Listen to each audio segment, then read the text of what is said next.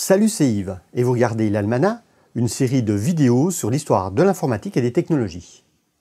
On utilise tous le mail pour envoyer des messages de l'autre côté de la planète.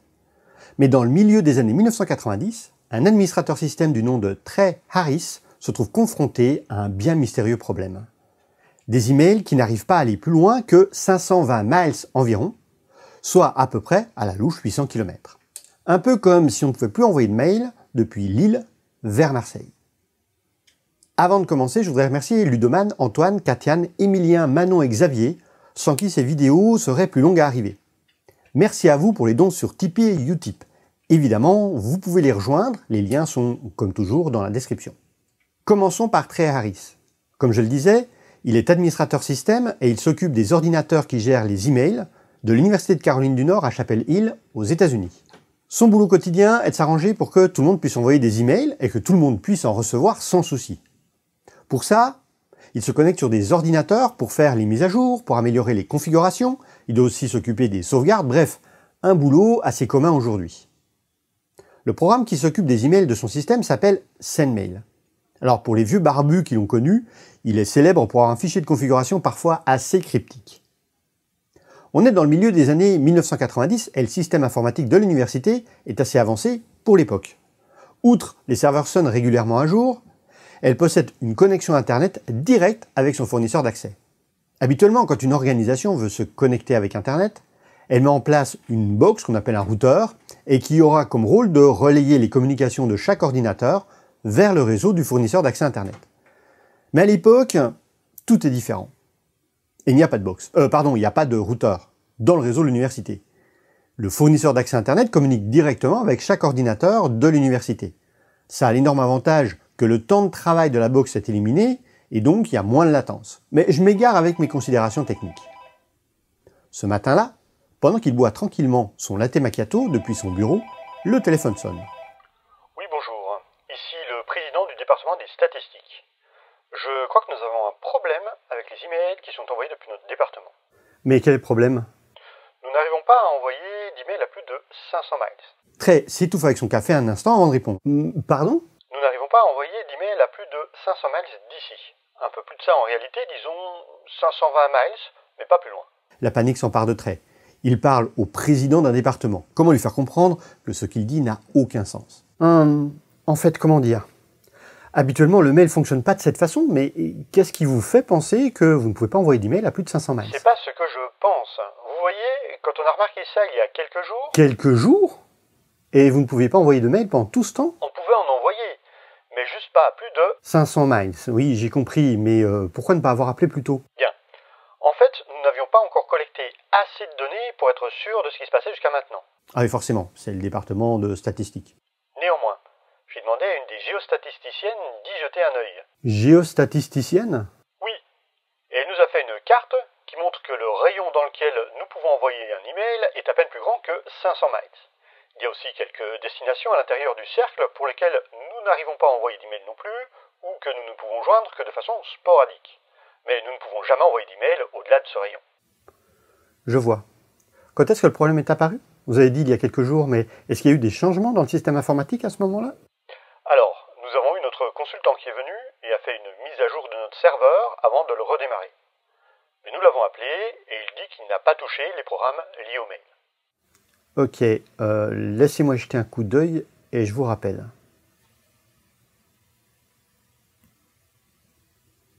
Trey est alors sans voix. Il vérifie son calendrier? Non, c'est pas le 1er avril. Il essaie de se souvenir s'il a fait une blague à un de ses amis et que ce dernier cherche à se venger, mais rien ne lui vient en tête. De dépit. Il se connecte sur le serveur du département de statistique.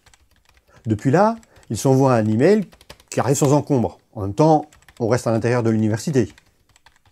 Il tente alors d'envoyer un email à Richmond, à Atlanta, à Washington. Ça fonctionne. À Princeton, qui se trouve à 400 miles, le mail arrive aussi. Jusqu'ici, tout va bien. Il tente un email à Memphis, qui se trouve à 600 miles, et le mail n'arrive pas. Boston, pas de succès non plus. Détroit, encore un échec. Je suis pas très fort en géographie, mais en regardant sur la carte, toutes ces dernières destinations sont à plus de 500 miles de Chapel Hill. Intrigué, il fait le tour de son carnet d'adresses et le diagnostic des statisticiens a l'air correct. Rien n'est logique là-dedans. Trey se demande s'il n'est pas en train de devenir fou. Ou s'il n'y a pas un bug dans la matrice, sauf que le film Matrix n'est pas encore sorti. Consciencieusement, il va regarder le fichier qui définit le fonctionnement du programme SendMail. Comme je le disais, c'est le programme qui s'occupe d'acheminer un email depuis un ordinateur à un autre à cette époque. Le fichier a l'air tout à fait normal, et même particulièrement familier. Il ressemble au fichier de configuration qu'il a conçu avec grand soin il y a quelque temps et qu'il a déployé sur les autres ordinateurs de l'université. Mais peut-être que ce dernier a été modifié. Il le compare donc ligne à ligne avec le fichier original présent dans son répertoire personnel. Aucune modification. Le fichier est identique à celui déployé sur les autres ordinateurs qui, eux, arrivent à envoyer des messages à plus de 500 miles.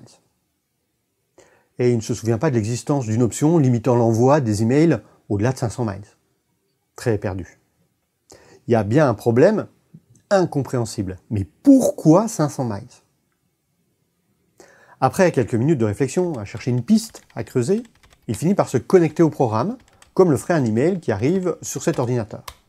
Et là, il voit la bannière du programme annonçant qu'il est connecté sur un programme SendMail tournant sous le système SunOS.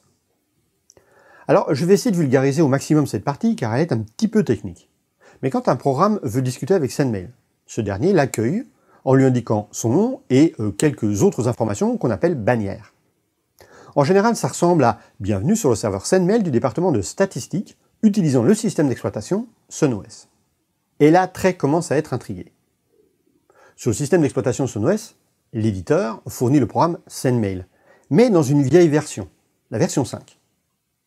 Alors que l'ensemble des ordinateurs de l'université fonctionne avec la version 8 de SendMail, version que Trey avait installée et configurée sur le serveur des statisticiens par le passé. Et son fichier de configuration, celui déployé partout, était conçu pour la version 8. Et là, les pièces du puzzle commencent à s'assembler. Lorsque le consultant est venu faire la mise à jour, il a logiquement mis à jour le système SunOS. C'est pour ça qu'il était venu.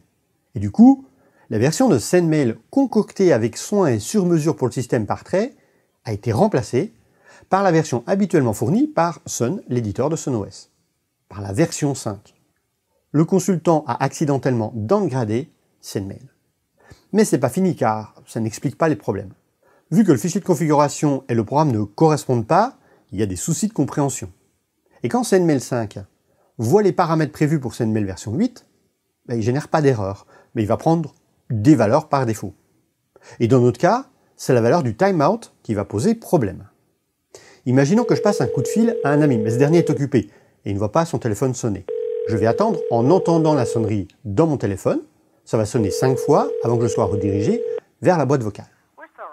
En informatique, c'est pareil. Quand un ordinateur cherche à discuter avec un autre ordinateur, on laisse à l'ordinateur qui reçoit la communication un certain temps pour répondre. Alors, ça ne se compte pas en nombre de sonneries, évidemment, mais ça se compte en secondes ou en millisecondes. Dans son fichier de configuration, Trey a indiqué un temps d'attente correct, mais en utilisant une syntaxe propre à SendMail version 8. Du coup, l'ordinateur du département de statistiques n'arrive pas à comprendre la syntaxe et va prendre la valeur 0 comme temps d'attente au lieu de prendre le nombre indiqué dans le fichier. Un peu comme si on tombait directement sur la messagerie. Sauf que les ordinateurs de l'époque ne sont pas très puissants. Sauf que l'ordinateur a aussi d'autres tâches à gérer. Et en regardant l'activité de l'ordinateur, Trey arrive à mesurer que tous les destinataires du mail envoyé par SendMail version 5 doivent répondre dans les 3 millisecondes qui suivent la demande. 3 millisecondes. Je me demande quelle distance un paquet réseau peut bien parcourir dans ce laps de temps. Pour simplifier, il va supposer que l'information circule à la vitesse de la lumière dans les câbles réseau. Trey commence à taper sur son ordinateur la commande units. Celle-ci lui demande l'unité que Trey possède. Il entre 3 millisecondes lumière. L'ordinateur lui demande ensuite l'unité que Trey souhaite connaître. Il entre miles. L'ordinateur lui répond 558,84 miles. 500 miles ou un peu plus. En mettant l'ordinateur à jour, le consultant a changé la version du programme qui envoie les emails. Mais en faisant ça, le programme qui envoie les emails ne comprend plus le fichier de configuration. La conséquence est qu'il ne peut alors attendre que 3 millisecondes entre la tentative de communication vers une destination et la réponse de l'ordinateur de destination. En prenant les temps de traitement de tous les équipements réseau, il se trouve que ça limite la distance à laquelle le serveur peut envoyer des emails à un peu plus de 500 miles. Cette histoire est basée sur une histoire vraie. Trey Harris a raconté cette histoire sur la mailing list d'une guilde d'administrateurs système, la SAGE, au début des années 2000. Il l'a un peu romancée pour la rendre plus agréable à lire. J'ai repris la plupart des informations de son email ainsi que d'une FAQ qu'il a créée suite au succès de son histoire. Je vous mets évidemment ces liens en description. Mais si cette histoire vous a plu, elle existe également au format podcast, dans votre application de podcast favorite, sous le nom de l'Almanach, les micro-podcasts. Pour le reste, vous connaissez la chanson, partagez cette vidéo, c'est ce qui aide le plus la chaîne, mais vous pouvez également commenter, mettre un like. Si la vidéo ne vous a pas plu, je vous encourage à la partager avec des gens que vous n'aimez pas. Et moi, je vous retrouve la prochaine fois avec une nouvelle histoire. Ciao les geeks!